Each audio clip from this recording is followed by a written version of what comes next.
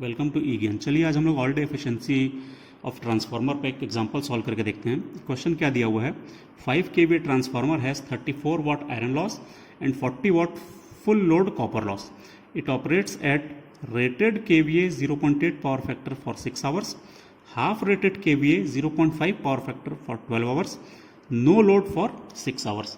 Find all day efficiency. मतलब इस question में क्या है कि हमको एक डेली का शेड्यूल दे दिया है कि फॉर द 24 आवर्स ये किस किस प्रकार से कितने लोड पर ऑपरेट कर रहा है। देखो जो 6 घंटे के लिए है वो रेटेड केवीए पर इतने पावर फैक्टर पर वर्क कर रहा है, 12 घंटे के लिए हाफ रेटेड केवीए और इतने पावर फैक्टर पर वर्क कर रहा है, तो जो बचा 6 आवर्स उस समय ये नो लोड या नेग्लिजिबल लोड पर वर्क कर रहा है। हमको निकालना ऑल डे एफिशिएंसी है इस क्वेश्चन में। 5 kVA का ट्रांसफार्मर है, मतलब इसकी जो रेटिंग है वो 5 kVA है और इस kVA में है, इसका मतलब कि ये क्या होगा, ये अपरेंट पावर होगी और ये हम लोगों ने लिख लिया इसकी रेटिंग है 5 kVA।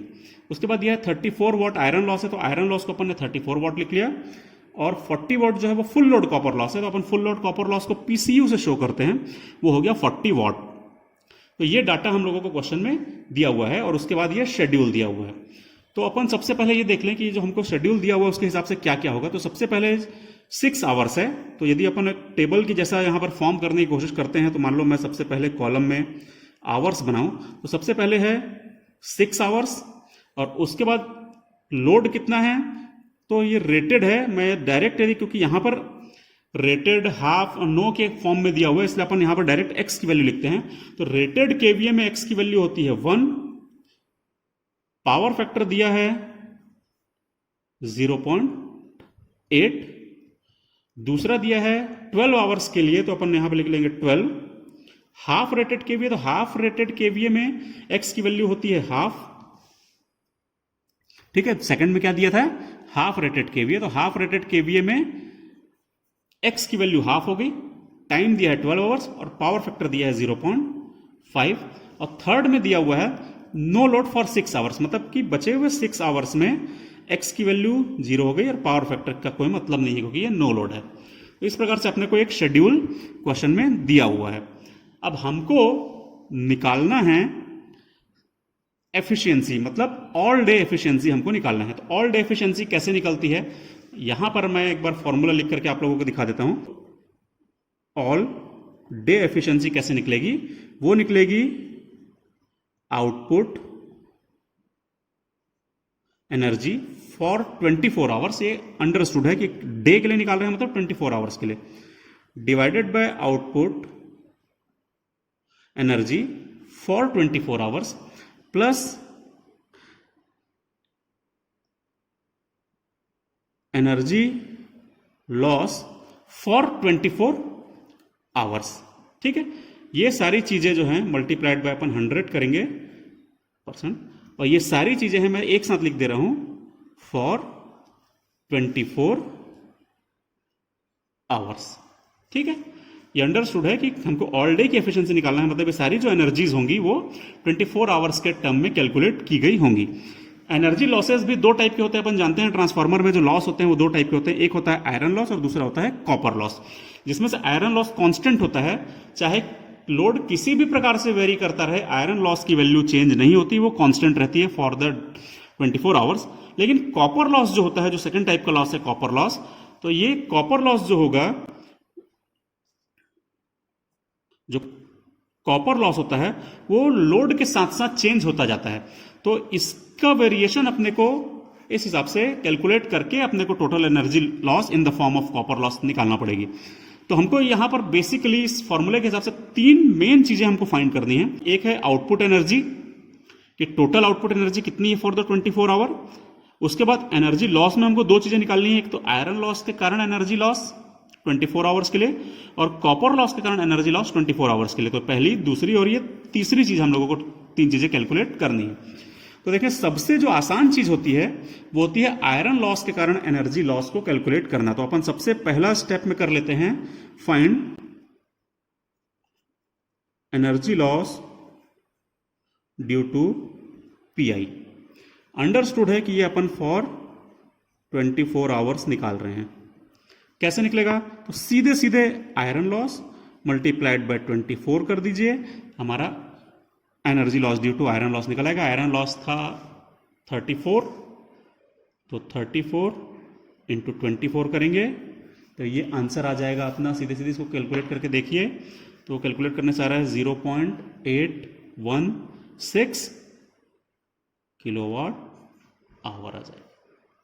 एक स्टेप हो गया, क्योंकि ये सबसे आसान था इसलिए इसको अपन ने पहले किया। सेकंड में अपन लोग निकालते हैं एनर्जी आउटपुट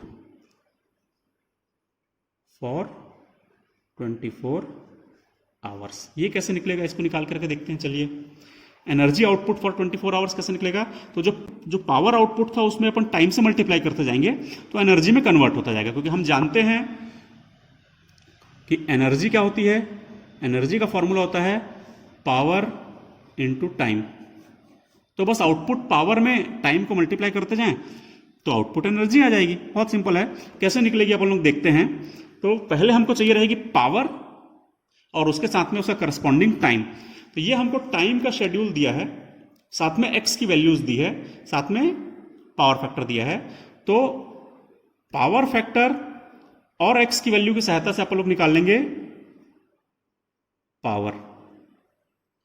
पावर का फॉर्मूला क्या होता है, हम लोग जानते हैं कि पावर का फॉर्मूला होता है x V2 I2 cos phi2।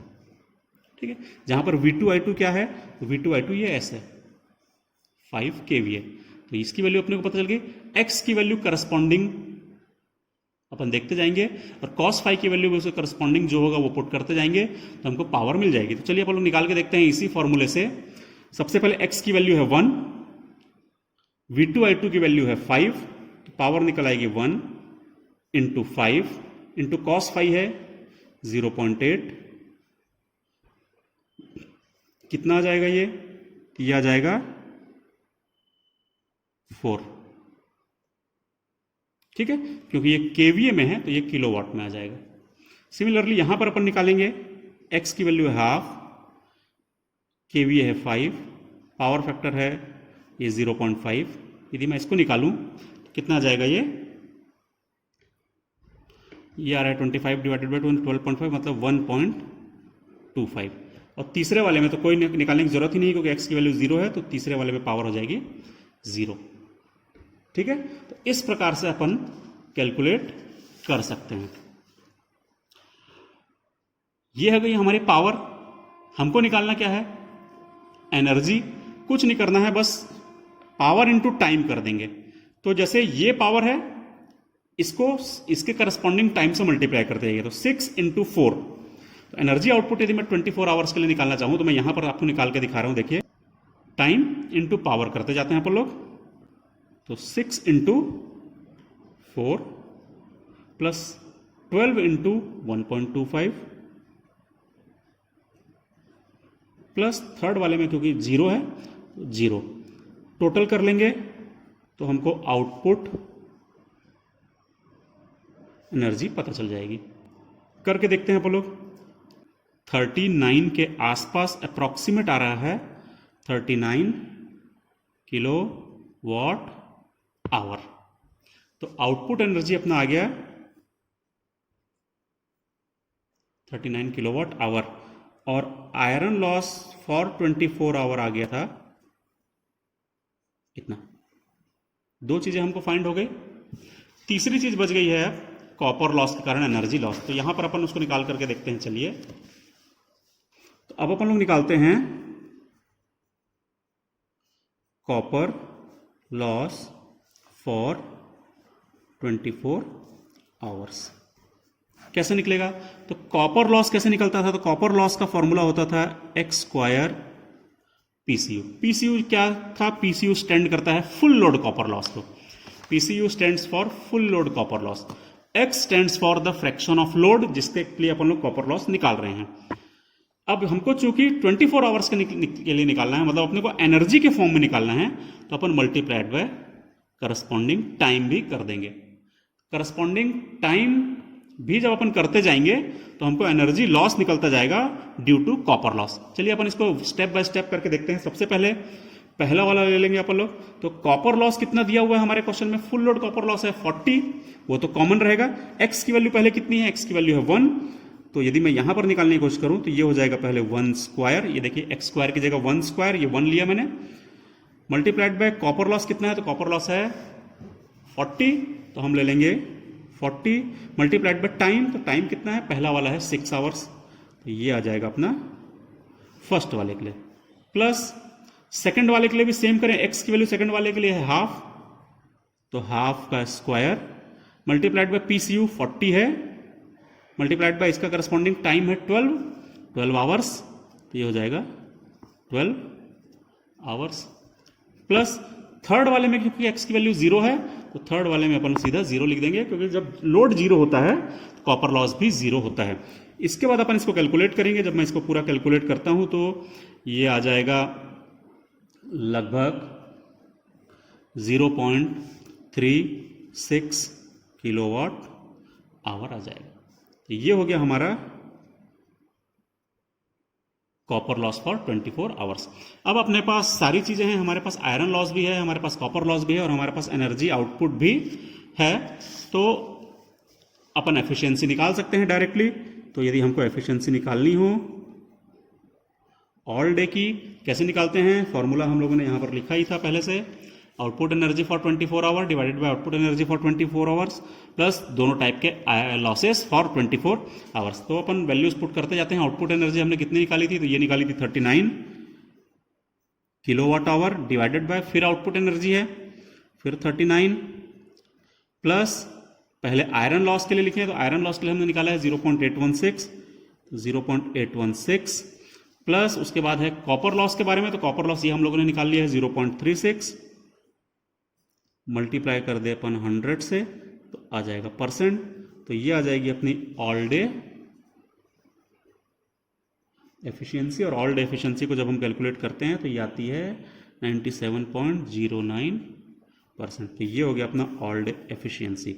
इस प्रकार से हम लोग अपने क्वेश्चन को सॉल्व कर सकते हैं। स्टेप बाय स्टेप करेंगे तो काफ़ी आसान रहते हैं ये क्वेश्चंस, एक बार प्रैक्टिस करने पर बहुत आराम से बन जाएंगे। Thank you.